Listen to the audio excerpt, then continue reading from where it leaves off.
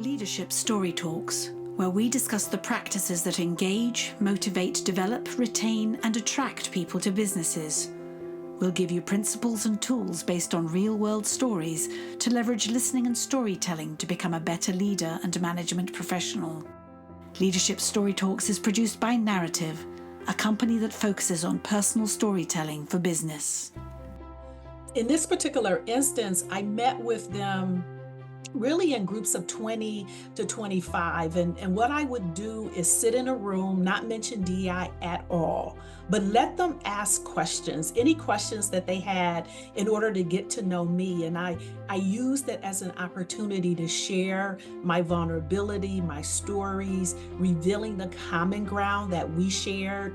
I was in, for example, the World Trade Center in 1993 when it was first bombed. And I saw them go up as I went down. And at the time, I had recently lost my dad. And when I shared that story, they resonated with it because they understand the loss of loved ones. And so after I finished, I got up from the chair and then I began to walk the room and I became the questioner. And I asked them why they were successful. How did they lead some of the best teams? And why is FDNY number one when it comes to responding to emergencies? And I never mentioned DEI until after they began to share things like authentic trust, supportive relationships, excellent training, community engagement, positive work environments. And only then would I say to them, now you just told me what DEI is all about.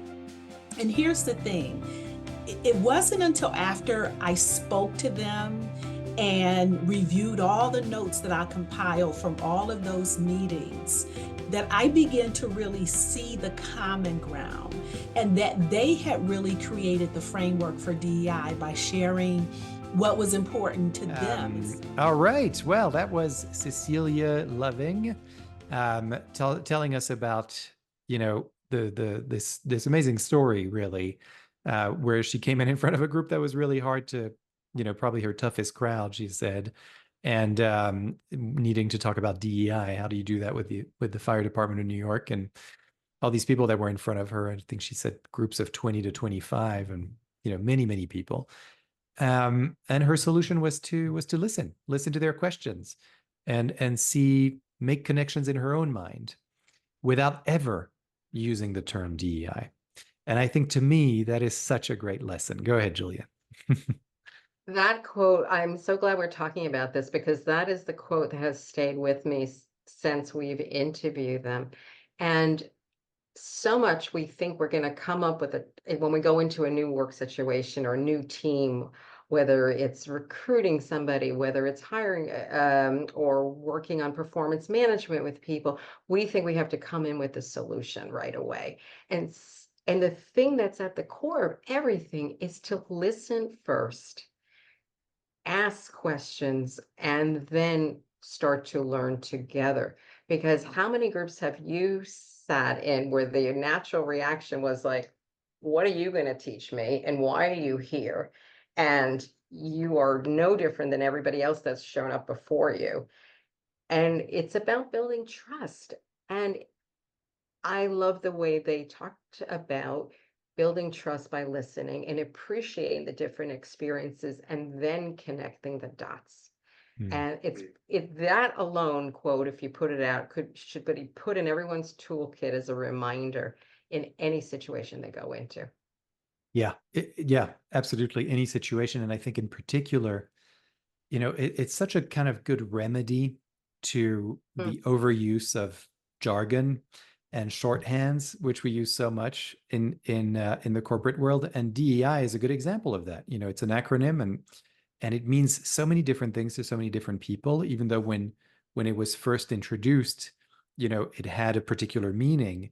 And now, because it's everywhere and, it's even become controversial, depending on where you live and where you are in the world and the kind of organization you work with. But this to me, when you start with listening and then you ask people to tell you a story about the kinds of values that drive them, and then you start to find this common ground between people, then you don't even have to use these acronyms anymore, and of course we need things to be able to categorize and roles, etc. But I think, her example and her story did so much in terms of illustrating this point that we always make with our clients is, just tell the story of that lived experience that matches the value, but never tell me about the value that drives you, because I'm going to have an interpretation of that value. And, you're going to have an interpretation of it, as you should. But if you tell me a story, I'm going to follow that, and I'm going to be free to make up my own opinion, my own interpretation of it. And most of the time, I'll be able to make connections with you, essentially. Let's remember that all of this is about people. We're talking about collaboration, leadership, management, change, etc. And ultimately, at the end of the day, it's how do we get this community that is forced to live together in this organization, to a large extent, and how do we get them to connect with one another? So I feel like, yeah, that to me is what I take away in terms of the broader purpose of storytelling and listening. Because what she did, she asked them to say, tell me what it's like to be in your shoes, what it's like to work every day. What are you up against? And I remember one person, I had a teacher's college, Dr. Warnerberg, who wrote all these amazing books on organization side, but the jewels of what he used to talk about was so simple when he described conversations is, what would you like to be doing more of? What would you like to be doing less of in your day-to-day life and in your work? And that was always a great conversation starter. So I love the fact it's not big things we're doing when we're having conversations. We're doing listening or asking simple questions and really learning. We're asking to be educated.